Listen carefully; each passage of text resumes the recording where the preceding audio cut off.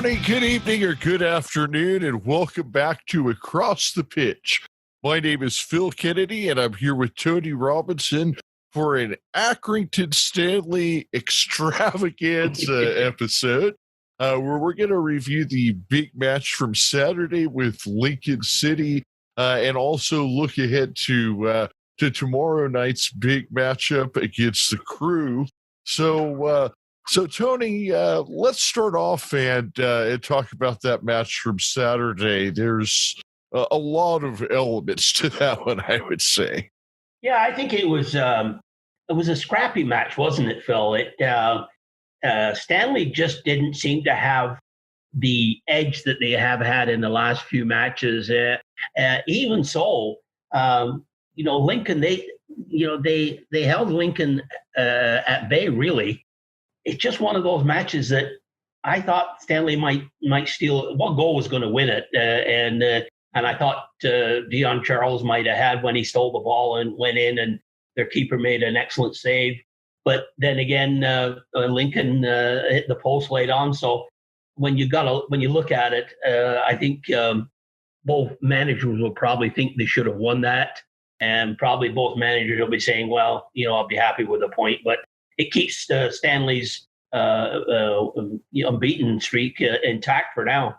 Yeah, I mean, to me, it was a game that was kind of like one of those boxing matches where the two fighters are just really evenly matched and they're kind of trading off rounds, and it just seems like it's going to eventually go to the judges' scorecards.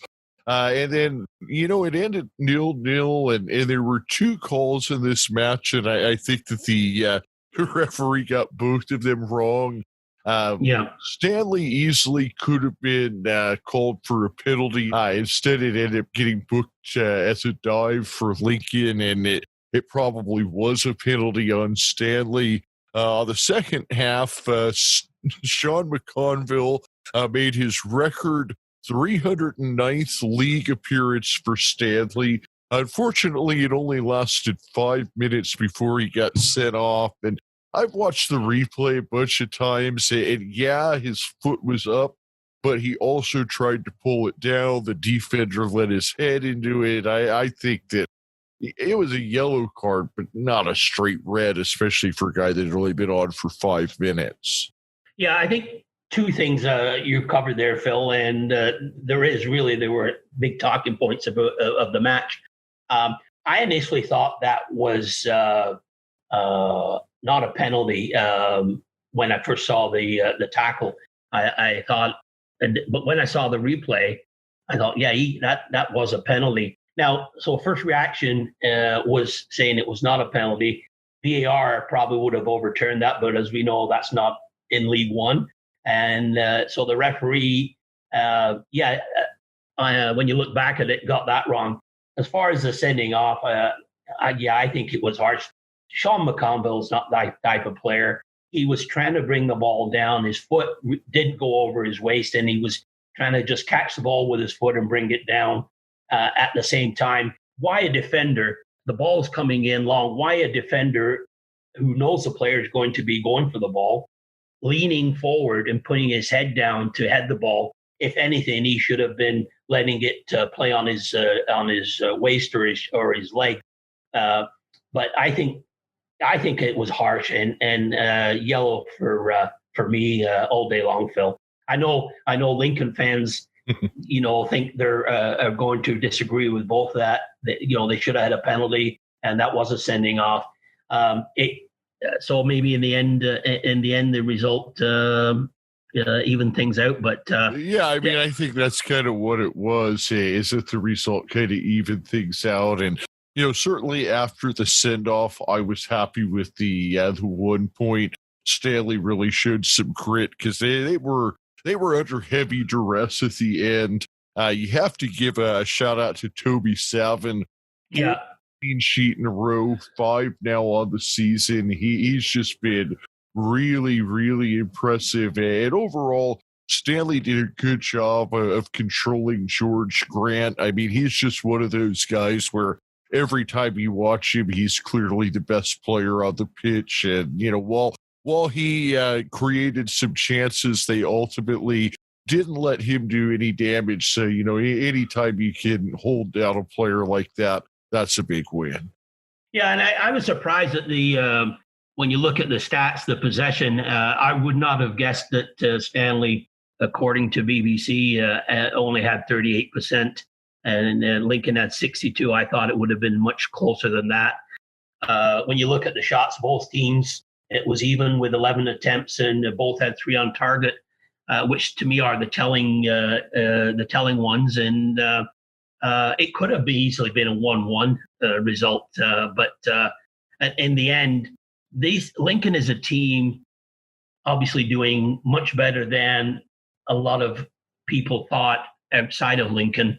But it's a team that you've got to measure yourself against, like Stanley, if you want to challenge for the playoffs. And I thought really they held up really well, especially when they weren't at their best. So when you're not at your best and you can hold a team that's in 6th place to a draw, I know it's at home and you like to win your home matches, but I gotta say that's a good measuring stick. When you're not playing well, you come out with a result.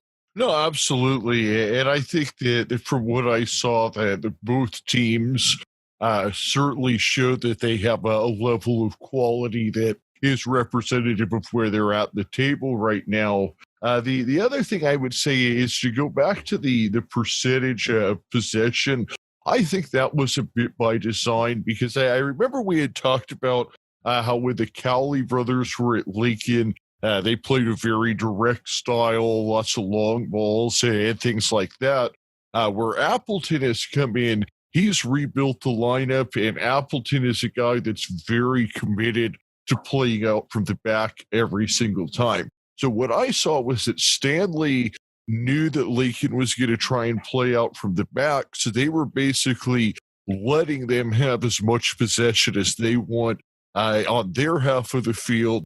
But then Stanley was really just kind of bossing the midfield and turning them over. And I don't think that, Lincoln, out of that 68% of it, very little of it was on Stanley's half of the field, at least up until the send-off. I mean, once it got down to 10 men, then Lincoln's attack started to show a little bit more bite. But I really think Stanley's plan was just to kind of let Lincoln have the ball in their half, try to turn over at the midfield, score on a counterattack, or try to kind of force Lincoln into playing those long balls that they don't want to. So I really think that's where the discrepancy in possession is by design. Yeah, and I think Stanley really didn't play all that bad when they had 10 men. They didn't sort of go into park the bus mentality, which is not Coleman and Jimmy Bell's philosophy, really. And they still tried to get a result. I think it was one of those that we would have liked to seen a score for Stanley. And I mean that's a match that one goal was going to win that one. And fortunately, we stopped Lincoln from getting on the score sheet. And at the end of the day, it's probably a fair result. As I say, it might be, if you're a Lincoln, for Appleton, he'd be happy with that result because they're coming off 2 losses. So I think he'll go away the happiest of the 2 managers, getting a point at Stanley when Stanley are in such good form. Well, yeah, absolutely. And I think that overall, what you have to look at is, like I was mentioning in the last recording we did, that I feel like sometimes when you get a draw, that it's the 2 points you're keeping away from the other team is going to help you more than the point that you're getting. And in this situation, we've talked about how most of the teams that are going to end up in the playoff spots are the quote-unquote big teams, your Sunderlands, your Pompeys, your Ipswiches, and that only leaves maybe 1 or 2 spots for a quote-unquote smaller club. And to me, when I look at all of the smaller clubs, Stanley and Lincoln are to me, going to be teams that are going to kind of be battling for that best little team spot, if you will. So I think that, more than anything, keeping those 2 points away from Lincoln is a big win. Yeah, Stanley's still got 2 games in hand on Lincoln, 4 points behind. So a win and a draw will get you even with them. 2 wins will get you above Lincoln. But it's games in hand are one thing, but you've got to get results for them to count. But I think at the end of the day, for Stanley's point of view, you got to look at it is they didn't lose. Yeah, absolutely. And I think that what we need to look at now is the match that's happening tomorrow night. And that's going to be Stanley and Crewe Alexandra at the Wham Stadium. Now Crewe, they're a team that Stanley has met a number of times in League Two. And overall, they've been pretty successful against them. However, they did lose a cup match to them in their most recent match last season. I don't know how many players are left on either side for that game, or how much we could really take into account. Yeah, I don't put a lot into that, Phil, but I think some people will. But to me, I think that's something that really, as far as I'm concerned, really doesn't come into play for me anyway. Yeah. And now Crewe, they're one of those teams where, they've been surprising some people recently. They've been inconsistent, but they've come out and they've beaten some teams that you didn't expect them to. They are coming off of the 4-1 loss to Pompey. So, they're certainly probably going to be coming into the match with low confidence. The one thing that we do need to talk about, though, is the thing that you've always mentioned, is they did get that late goal, the 90+4 penalty for Oliver Finney. So we have to kind of hope that doesn't carry too much momentum into tomorrow. No, like you say, it's a penalty. And I think although you do score, it would be more confident building if it was from open play. So that really, I'm not going to put a lot into that one, because at that point, match was well and truly decided, and you score a consolation goal on a penalty. It's not as confident, it's not as uplifting as if you score from open play. So Crewe are really a team. They've only won twice away, no draws, and they've got 4 losses. -3 goal difference. They've scored 5 and given up 8. So this is a match that if Stanley wants to look at moving to challenge for a playoff position, it's a match that you want to look at winning and bounce back from not scoring against Lincoln. Accrington doesn't get shut out really 2 games in a row.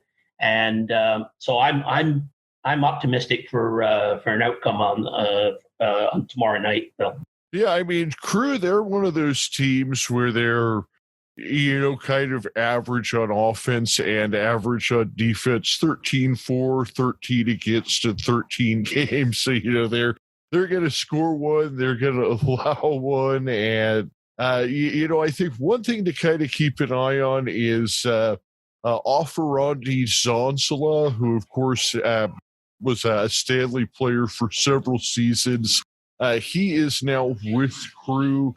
He hasn't played a whole lot. He's only started 1 match and played 112 minutes. But, guys like to kind of do some things against their old club. So it'll be interesting to see if he gets into the lineup tomorrow. Omar Beckles, he's another former Stanley player that's playing for Crewe, and he is a guy that we'll probably see. He's started 12 matches for them, 1,100 minutes. So it always kind of puts a little bit of a wrench into things, if you will, especially when you have a defensive player like Beckles who, might have some insight into what Coleman's trying to do out there.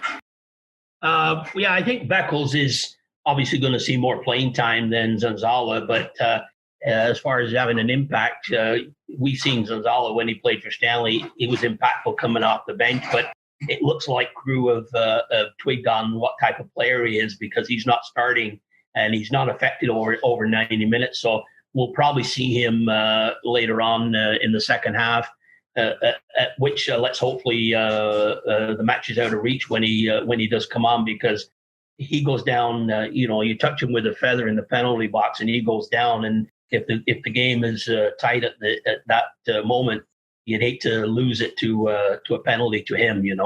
Yeah, absolutely. I think the guy to really worry about probably is Mikhail Mandrone. He's their danger man, if you will. He's leading them in scoring with 4 goals. Last season, he had 5 goals and 2 assists in only 13 starts for Gillingham. A couple of years ago, he had a 10-goal season for Colchester in League Two. So, I mean, this is a guy who's capable of lighting the lamp. He does have 2 goals in his last 3 matches, including one against Oxford in that win on the 17th. He also scored in an FA Cup match against Bolton. So I think Mandrone and not Zonzola will be the guy that we need to watch out for. You're probably right. So what is your thoughts on scoreline? Tony, I've been picking a lot of losses and draws for Stanley recently, and happily they've been proving me wrong. But this time around, I feel like this is a team we should beat. It's at home. Crewe's coming off of that loss to Pompey.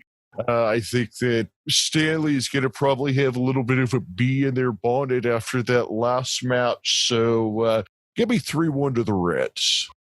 Okay, 3-1. I'm going with a 2-0 Stanley win. I think we're going to keep another clean sheet and extend that record. I think Charles is going to get a goal. I'm picking Pritchard to get one as well, because he is he's just having one heck of a season, and if he just gets on that ball and you expect things to happen, and he can get down that wing. He cuts inside. He's dangerous from both angles. So I look to him getting a really, really long, say a long range goal, and then Charles getting one as well. So I think Stanley's going to bounce back. I think they're going to score in their first half and then put it away in the second. Yeah, I agree. And I think that one other thing that we need to kind of come back to when we were going over Crewe's key players is the other guy I had written down that I wanted to talk about is Harry Pickering. He is their starting left back. He's Mr. Crewe Alexandra, if you will. He's in his 5th season with the team. Started all 13 games so far this year, started all 35 last year, 31 the year before that. But I think the really interesting thing about this guy is that even though he's a fullback in their 4-3-3 formation, he really gets on the score sheet. He's got 3 goals already this year. Last year, he had 3 goals and 5 assists. The year before that, he didn't score, but he had 5 assists. So, I mean, that tells me that Crewe is a team that we're really going to need to defend the left-hand side of the field, because Pickering seems to be that guy that facilitates their attack from the left-back position. Yeah, and look at Crewe. They're not scared of making changes now that they allowed all these substitutes, which is another topic for another day. But if things aren't going well, David Artell is not scared of making changes to his lineup. So we could see that happening. I think the key is Stanley's got to take the game to Crewe and get an edge on not only possession but and shots on target efforts, and convert some of those. And as I say, hopefully go into the half with a lead. I take the 2-0 lead at the halftime, but I think they've got to come out guns a-blazing, and when a team is down, you've got to put them down and do it early. Yeah, absolutely. And it probably is worth mentioning that as far as Zonzola is concerned, the one start that he does have on the season did actually come in the last match against Portsmouth. And so the thing that I'm looking at the lineup card here, and I actually noticed now that I'm looking at the lineup card from the Portsmouth match a little bit more closely, is that Mandrone actually wasn't on the sheet at all, and Zonzala did start at center forward. So I'm wondering if maybe Mandrone has an injury, so that might be something to keep an eye on. Yeah, and he did play 90 minutes as Zonzala, which is unusual. So he only had one shot and 0 on target though. So I mean, yeah, but he's not used to doing 90 minutes, and that may, if he starts on Tuesday night, look for him to be subbed early, because it's unlikely that you'll see him putting 2 90-minute matches together so quickly. Mm-hmm. Yeah, and I think the final note for me is I was talking about the match from last year in the FA Cup and a bee in the bonnet from the Lincoln game. But speaking of bees in the bonnet, John Coleman has gone on record as saying, "I'm still smarting from last year's defeat by them. The FA Cup game was a farce, and I don't think it's ever been addressed properly. I'm still upset about that defeat, so it's a chance to right a few wrongs." I mean, that tells me John Coleman is going to come out with all of his big guns blazing tomorrow night. Well, like I said earlier, I think that match was important, and it's something we should consider, right? I did say that, didn't I? I agree with John Coleman. In Coley we trust. Hey, in Coley we trust, and I think that's a good spot to finish up with. Is, like I had mentioned a couple episodes ago, was on the Ilias Khan episode, which he was talking about having to open up his own checkbook and write some very substantial checks just to keep the team alive. And while all that is going on in the background, John Coleman was still winning matches and keeping him in the league every year. And, now that the team actually has some stability and with the salary cap and he actually has closer to a level playing field, it's really starting to show just that John Coleman is probably the best manager in all of England. And I think it would be hard to argue that anybody has done more with less. Yeah, I got to agree with you on that, Phil. And just in case Ilias is listening, because I know he's an entrepreneur, is that I have a thought for an invention over in Canada. It's a push me pull you snow shovel, and I think it could be big. So Ilias, if you're listening, give me a call, and because I'm looking for investors. All right, I got 5 on it. Okay. Well, Tony, did you have anything else today? No, I'm looking forward to a Tuesday match, and I'll say Tuesday night match, Tuesday afternoon for me. And looking forward to seeing Stanley come out with 3 points. Couldn't agree more, Tony. A Tuesday match always kind of brightens up the midweek. And until tomorrow night, on Stanley on. Cheers. Cheers.